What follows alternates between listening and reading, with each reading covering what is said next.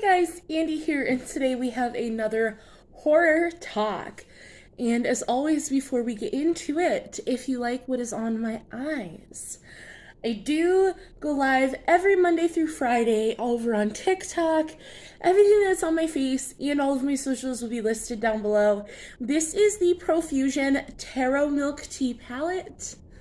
So yeah, I really like how today's look turned out. I love that drugstore palettes are starting to get more into the duochrome game. So I'm loving this look. But if you love makeup, unboxings, and a little bit of horror sprinkled on in, then please consider subscribing. I would love to have you here. And let's go ahead and see what is on the slab.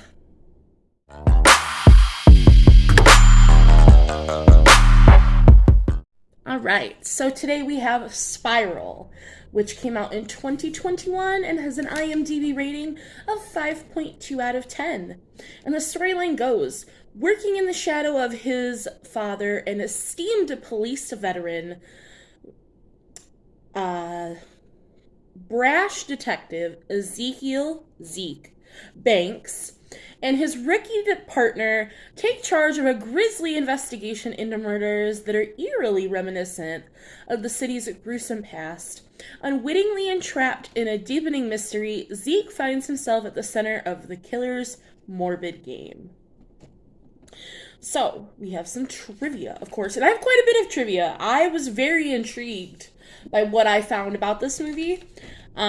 So bear with me, but the trivia is my favorite part, as you guys have heard. And I just watched this right before I had, went through the trivia. So I really enjoyed researching it. So Chris Rock is a Saw fan and pitched the idea to Lionsgate, and as a result, they made him one of the lead actors, a co-writer, and the executive producer, which is very interesting. I would not have pegged Chris Rock as a Saw fan, but I don't know. I guess it's not out of the realm of possibility, but I just find that super cool. According to director Darren Lynn Bousman, a trap consisting of someone getting their face cut off had to be cut from the film in order for it to receive an R rating from the Motion Picture Association. This also had to go in front of the Motion Picture Association 18 times to receive that R rating. This is a very gruesome movie. Very gruesome movie, which I like, but I feel like that's one of the reasons it might have gotten such a low rating, is because not everybody that likes horror likes gore, and that's totally fine, but oh, buddy. The police basement vault door is manufactured by Jules and Vincent, and this is a reference to a character played by John Travolta and Samuel Jackson in Pulp Fiction that came out in 1994. Which is the year that I was born. I've never seen Pulp Fiction. I know what the movie's about, and I've seen scenes from it, but I've never watched the movie, which is probably a sin. But, yeah.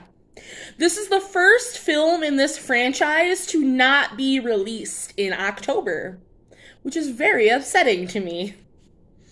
One of Darren Lynn Bousman's disagreements with Chris Rock was about Banks not recognizing his friend's remains.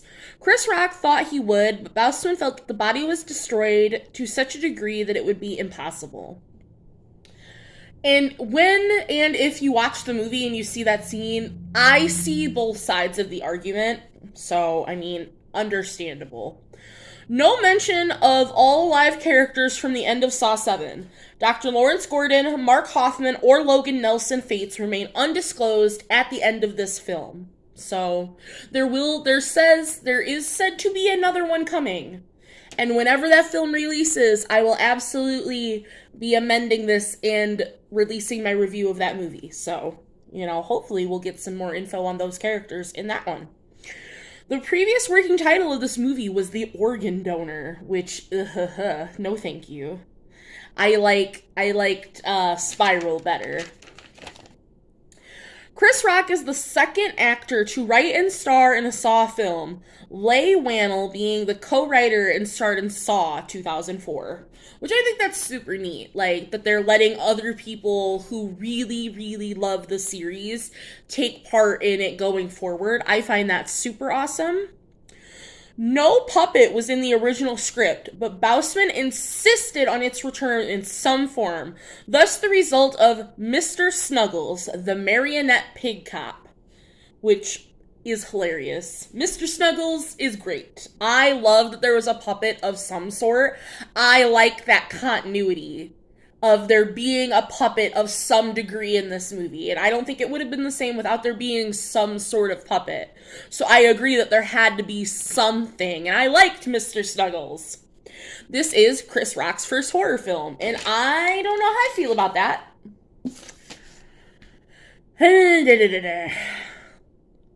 Spiral, the name for the movie, is the name for the red cheek swirls on Billy the Puppet. The red spirals. So, like, that's another reason why this name got its name. And I love that. I really do. And my last piece of trivia, which I think is the most interesting. The meth dealer is played by a magician named Chris Ramsey, whose YouTube videos have taught Darren Lynn Bousman magic tricks. That is amazing. I have not looked at Chris Ramsey's YouTube because, like, I like magic. I have not looked at his YouTube yet to see, but I think that is so neat and interesting that, like, he found a YouTuber that he really enjoys and was just like, I want you in my movie. Like, I just think that's so cool. This is always the part where I give my, my disclaimer, like, this is, if you don't want spoilers, do not, proceed. I'm now going to get into the kill count. We're going to talk about the traps, the deaths, and all of that, so that if that is not your shtick, I totally understand. I appreciate you watching as far as you did. But if you want to get into it, we're going to go ahead and press on through. So, there's only a kill count of 6 in this movie, which is quite low compared to the last few Saw films in the franchise. But, giant but, asterisk. The traps and the kills in this movie are quite gruesome. So I'm okay that there were only 6 kills. Like, the pacing for this movie was extremely well done, and the traps were fantastic. So we have the first trap was Detective Mav.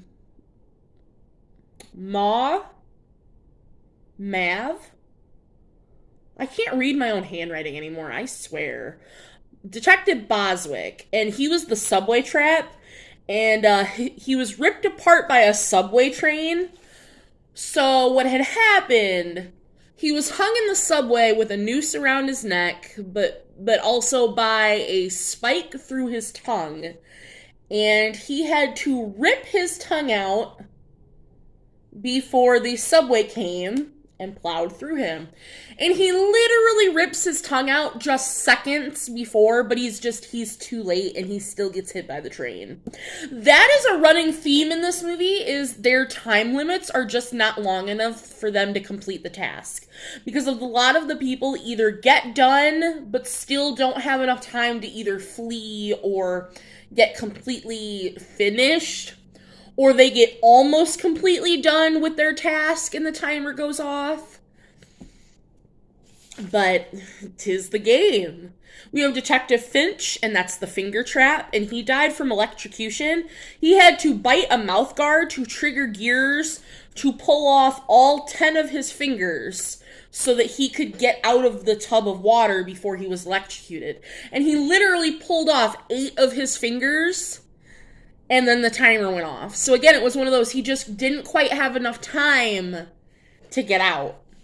We have Benny Reitz, who was killed by William. He was skinned alive. It was off screen, but you are shown bits and pieces of that later, and it's aggressive. We have Captain Angie Garza. She was in the wax trap. She needed to sever her spinal cord to stop from having her head.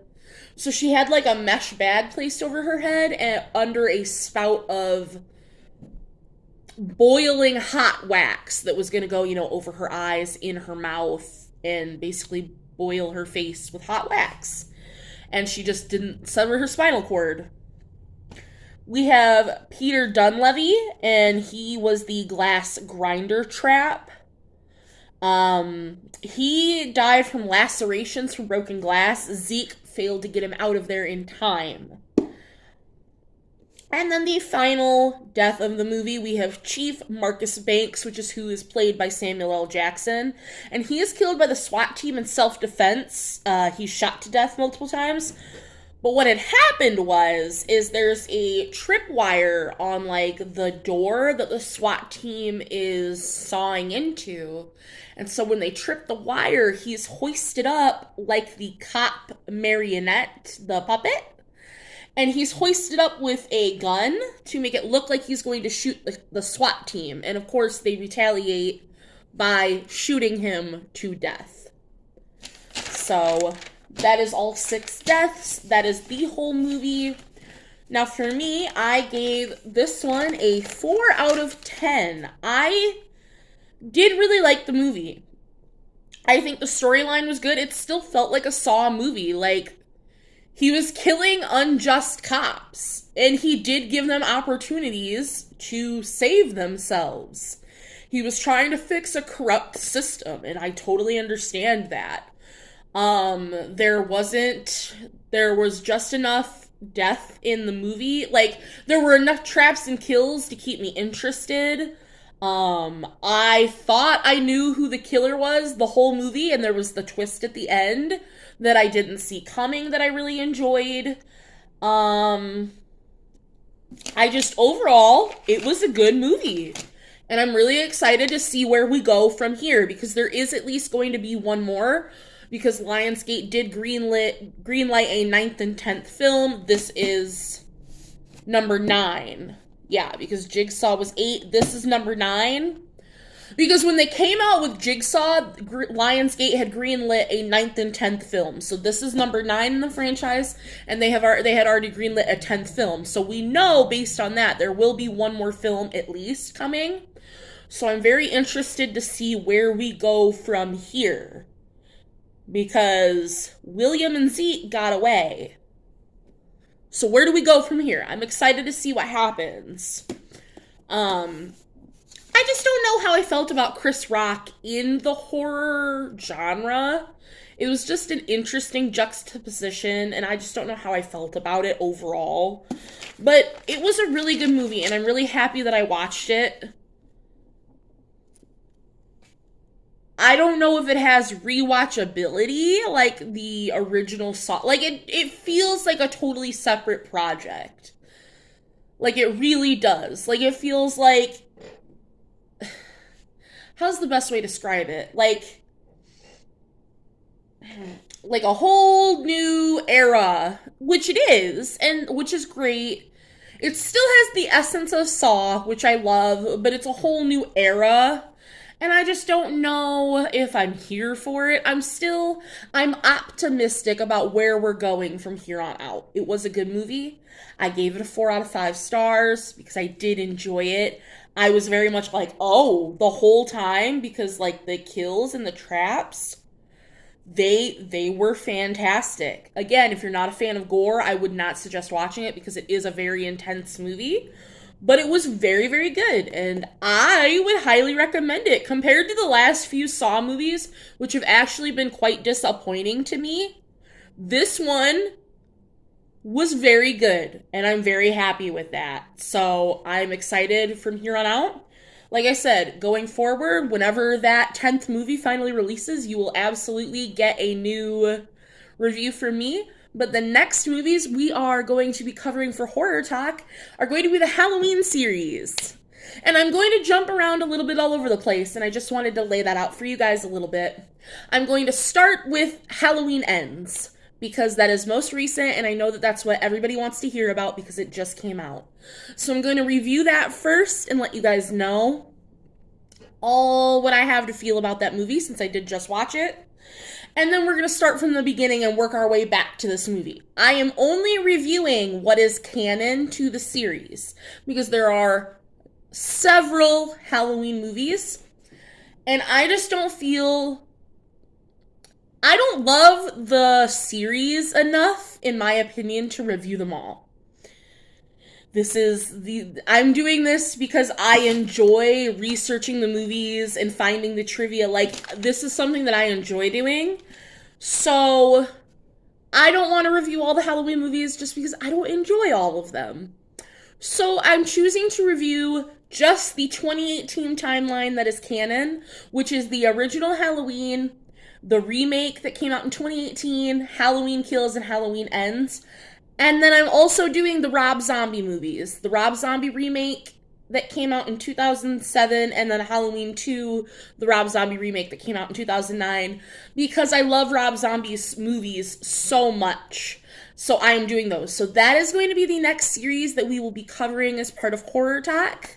So if you guys have any thoughts, recommendations, any movies you would like me to cover, any feelings you got towards any of these movies that I've already done, would you like me to do a ranking of all of my Saw movies?